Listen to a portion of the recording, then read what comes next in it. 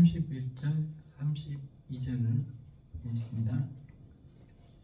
이제 이 세상에 대한 심판이 이르렀으니 이 세상의 임금이 쫓겨나리라.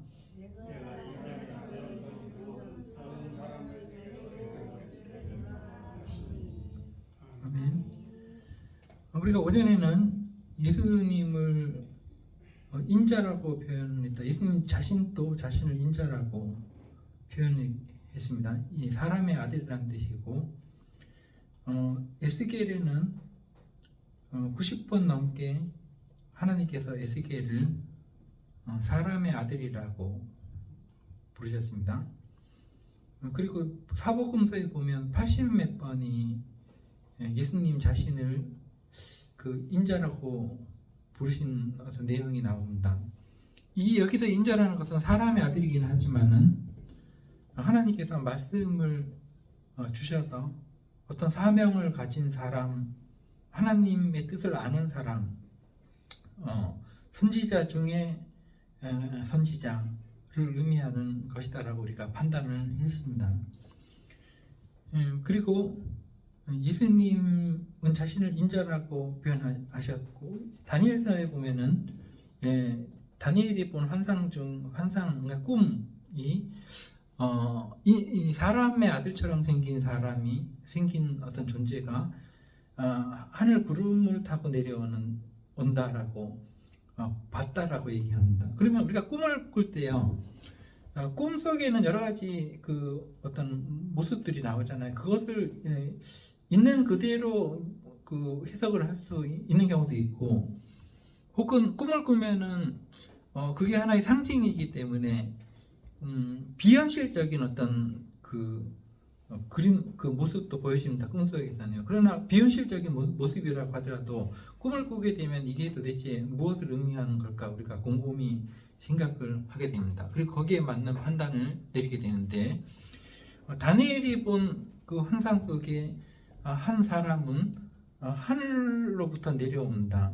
그것은 실제로 사람이 하늘로부터 내려왔다라고 해석을 해도 되지만은, 그것보다는 하나님의 뜻, 하나님의 말씀에 가장 근접한 어떤 그 사람이 있었다, 앞으로 있을 것이다라는 의미로 해석을 할 수도 있습니다. 꿈을 해석하는 것처럼 하나님의 마음을 가장 잘 아는 어떤 사람이 있을 거다. 비록 예수님께서는 이 세상에 육신으로 태어나셨습니다. 아버지는 요셉, 어머니는 마리아. 물론 관계를 하지 않고 그 하나님의 그 어떤 성령으로 잉태를 되었지만은, 하늘에서 내려오신 분은 현실적으로 아니고 그 베들레헴에서 태어나셔서 사셨던 분이거든요. 이 세상에 계실 때는. 그런데 다니엘은 예수님을 하늘에서 내려오는 한 사람으로 봤습니다. 이것은 실제로 하늘에서 내려왔다기보다는 하나님의 어떤 마음을 가장 잘 닮은, 이해하는, 하나님의 말씀을 가장 확실하게 받은 어떤 사람이 있을 거다라는 것을 다니엘이 본 것이고, 이제 그런 예수님께서 하시는 말씀들을 우리가 글로 통해서 전달받아서 읽고 있는데, 특별히 예수님께서 31절에 보니까 이제 이 세상에 대한 심판이 이르렀으니 이렇게 말씀하시는데, 이 해석을 하자면은 심판이라는 것은 재판입니다. 이제 이 세상이 재판을 받았다는 것은, 재판이라는 것은 우리의 삶, 우리 사회 속에서도 가장 어떤 그 드라마틱한 그 해프닝 일입니다. 왜냐하면 모든 것이 잘못되어 있는 것을 바로 잡는 것이 재판이기 때문에, 재판을 통해서 억울한 사람도 억울함을 풀고, 죄인들은, 그 죄를 지었던 사람들은 죄가 밝혀지고 드러나고, 그게 다 재판을 통해서 벌어지는 일이거든요. 즉 심판이라는 것은 그 재판을 의미하는 것인데, 이 세상이 심판을 받게 됐다라는 말은 모든 잘못된 것들이 바로 잡아지게 되었다라는 의미가 있습니다. 예수님께서 이 세상에 대한 심판이 이르렀는데 이 세상 임금이 쫓겨나겠다라고 말씀하십니다. 그런데 이 세상 임금이 뭔가요? 무슨 대통령인가요? 무슨 왕인가요? 이 세상 임금은 여러분과 저의 삶 속에서 가장 큰 영향을 미치고 있는 그 어떤 것들입니다. 하나님 외에 여러분과 저의 삶 속에서 나를 가장 옥죄고 있는, 나를 자기 마음대로 이끌고 있는, 내가 자유롭지 못하게 만들고 있는 그 어떤 것이 이 세상 왕입니다. 뭘까요? 두려움, 걱정, 죄책감, 이런 것들입니다. 우리 삶 속에서 무지, 또 괴로움, 근심, 이런 것들이 세상의 왕입니다. 이 세상의 왕이 쫓겨나겠다라는 것은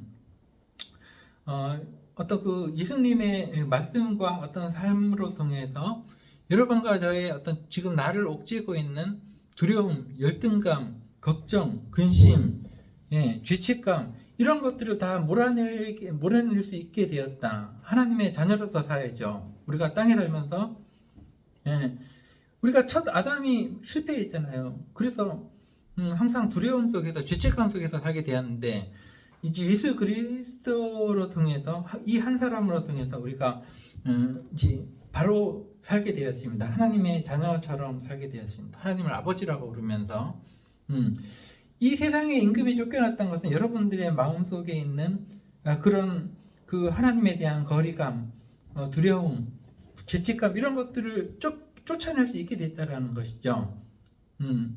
여러분과 제가 한 주 동안 살면서 하나님의 자녀란 무엇인가, 마음속에 세상 사람들이 가지고 있는 그 왕들이요, 자기들을 옥죄고 있는 것들을 우리는 몰아낼 수 있어야 됩니다.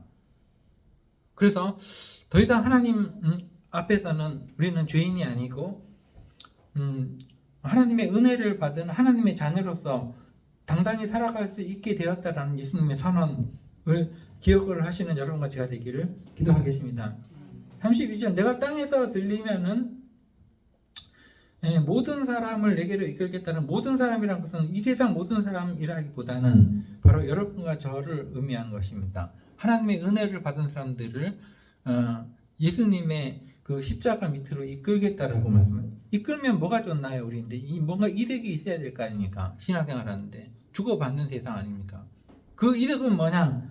하나님 앞에서 하나님의 자녀로서 살아갈 수 있는 그 당당함, 그 고귀함, 신분의 고귀함, 이것을 의미하는 것이죠. 더 이상 누구의 종이 되지 말고, 마음의 두려움의 종이라든가 걱정, 근심의 종이 되지 말고, 또 죽음 앞에선 어떤 두려워 떠는 사람의 모습을 하지 말고, 이제는 재판이 내려지고 우리는 하나님을 아버지라고 부를 수 있게 되었습니다. 그래서 여러분의 신분의 고귀함을 찾아서 잃지 않는 그런 한 주가 되기를 기도하겠습니다.